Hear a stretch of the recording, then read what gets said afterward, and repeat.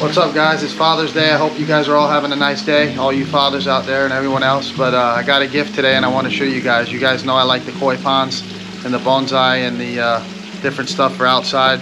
But I got a new sign I want to show you guys.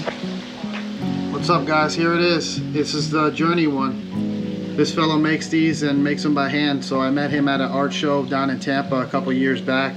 And I thought these were always cool when I first got my first one. So they knew I liked them and they got me another one here. This is the Journey one. Let me show you the other one. You guys can read that. Yeah, this guy was cool, and he makes them all by hand, and he's got a whole array of them, different words and different sayings. But this is the other one I have of balance.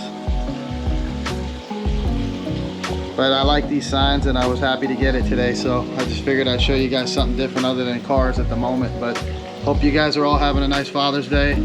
Thanks for watching the video. See you soon. And I'll put a link below, guys. If anybody's interested in picking one of these up, you'll see the information down in the video. Thank you, guys.